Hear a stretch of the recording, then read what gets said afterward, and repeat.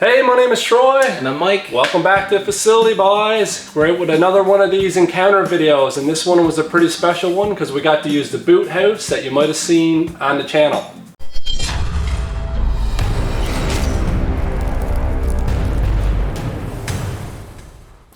Yeah, it was definitely a different encounter, and really wasn't expecting what happened here today. Nope, it was fun times. So from our last video, the guys were in the Feywild, and they were in the Feywild with a very prominent NPC who they met early on in the campaign, like 2 years ago. Yeah. Sasha, and she's a character straight out of Saltmarsh, but not the new Saltmarsh book. It's from the 3.5 edition, and I want to say DMG. There's a whole section dedicated to Saltmarsh, and it's way bigger than what's in the actual new Saltmarsh book. It's actually the new Saltmarsh book takes place like many years before the resources in 3.5. So 3.5 Saltmarsh is way bigger and is really fleshed out. So if you're looking for like a great port city, go to 3.5 and take that information. It's awesome. It's a good idea for anybody really diving back into the Forgotten Realms. There's a lot of different resource books out there that already have all these areas fleshed out, and it's relatively easy to adapt it to 5e. So I'd strongly recommend going back if you're in a setting that you don't know a whole lot about, or if you're in a town you don't know about, to go and just have a look and see what you can find. No, yeah, that's a good point, because man, like some of that stuff, they really fleshed it out back then more than they do now. So yeah, there's a lot of great stuff out there. So Sasha had a lover in the Feywild, Goric, an old druid. So she wanted to take the party back to her home so they can find some safety and learn a little bit about Hirsum, the patron of the warlock. The trickster god. The trickster god. We left the dragon fight from the last video, and they journeyed a little while following Sasha, and they finally came to this cobblestone path. And as they walked down the cobblestone path, the cobblestones started to grow bigger, and the trees started to grow bigger, and everything around them kind of like got bigger and more like grandiose. And we just thought we were in the Feywild, and the terrain gets wild sometimes, so we didn't think a whole lot about it. So one thing they didn't pick up on, which made this encounter a lot of fun, was the fact that no, everything around them wasn't getting bigger. They were in fact shrinking, smaller and smaller and smaller. So finally, when they came into the courtyard of this boot house, they saw this big house, like old lady who lived in a shoe style house, and it was in fact actually just a regular sized boot, but everybody got really small and nobody knew it at the time. So I'm going to take you in, show you some pictures and a quick video of this build, and show you what we were working with on the table. It was a pretty cool build.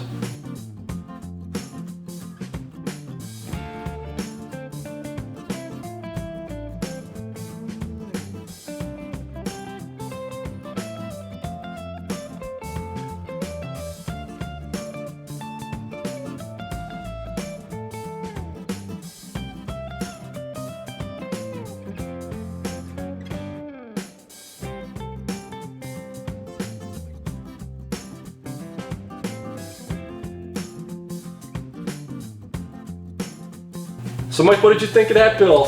That turned out really awesome. We really enjoyed it. Just the crazy things you managed to come up with and build is still I don't understand. I've never looked at a boot and say, hey, that's a D&D terrain piece. Old pair of boots. I got plans. But the unfortunate thing was, though, is we had to run that session online. So we never got to be there in person, but I had a really cool web camera set up, and you can learn all about it in a different video. I'll link it here.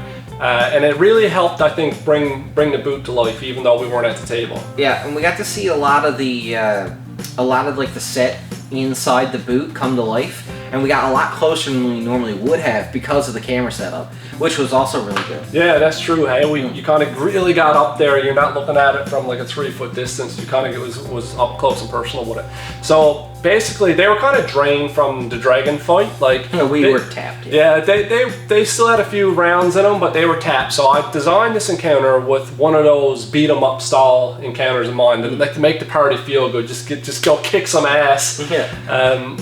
They snuck up to the house, and they had a big discussion who was actually going to peek into the house, because when they got there and they met the NPC Goric, he told them, he's like, hey guys, But had a little bit of a problem. There are some giant wasps that took over the boot house. Yeah, the fun part of playing a campaign, because when we started this, we had a couple new to low experienced players playing.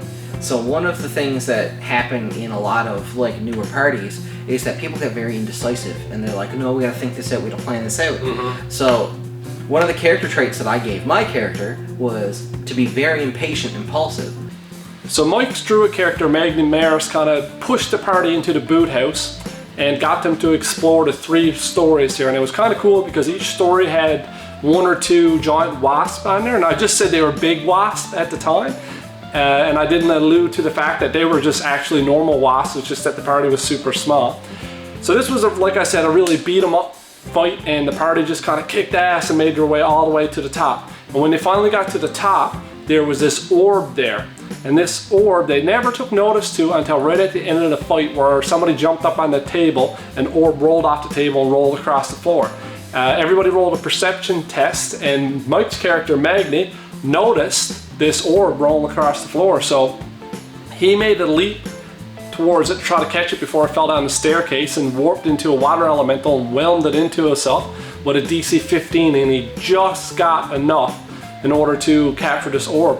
And they didn't find out till later that this orb was actually what was keeping them all tiny. And if it had smashed, there would have been no way for the party to get back to normal size. So that was a kind of a fun reveal when the party finally figured out that, whoa, like this could have been really bad. So that was a little twist that I had in this pretty basic encounter. But again, this was just made to be like a good, fun, feel-good night, and I think it worked out in their favor. You might notice Mike is gone. Well, we had a little bit of a technical difficulties here, and I lost half of the video that we filmed, but hey, we're keeping it professional here on Facility D20, that's how we roll. So I just want to close out this video by saying that after the party cleared out this boot house, they stayed there for a little while and they learned a little bit of information about Hirschum. So what they discovered was that the final stage that they were looking for to have this dance-off party was actually a flying castle, and it was like continuing to move, and that was the big trick by Hirschum. They were like, you're never going to find this stage because it's continuing to just fly away all the time. So once they got that information and they discovered which direction the flying castle went, they decided to stay around in the safety of the boot house under the protection spell of being shrunk down away from Hirschum's view, and they practiced what they were going to do for their dance-off. And you guys are going to have to stick around and hit subscribe, because I'm telling you, the next one of these videos where we talk about this flying castle and this dance-off was like one of the most memorable nights we've ever had playing D&D. We were in tears laughing at this. It went way better than I ever expected it to go. So you gotta stick around. This is gonna be a fun one next time. So after that, they practiced their dance move, and the final thing that they had to do was that the warlock was terrified of frogs. He had this phobia of frogs. And they figured Hirschum is definitely gonna use this against them. So they had to overcome his phobia. So basically what the party done, they tied him to a tree and they had him face the spheres, and they done 3 tasks. And each one of these tasks, I started with a DC 25, 20, and then 15. And it continued to get lower every time that they passed. So there was one part that really threw me for a loop, because after they tied him to the tree and he pretty much passed all his trials, they cut him loose. And when he cut him loose, he morphed into a T-Rex, and I was like, oh no, every time somebody polymorphs into a T-Rex, shit goes down. So Bakai, you don't even see, you see this big frog-like creature come up to you, because that's what he's shifted into. And he starts to cut your bonds free, and you burst off from this tree, and you're completely free, and you're surrounded by frogs. Show who's really scary. Do it. True polymorph. You're going to true polymorph? Oh, holy fuck. Okay, what are you true polymorphing into? T-Rex. Okay. Just a second. Jesus Christ. I have regretted my decision. Okay, so just as you let Bakai loose, his form explodes into this giant T-Rex. As you look around, it's so big. You look around and there's all these frogs down below you.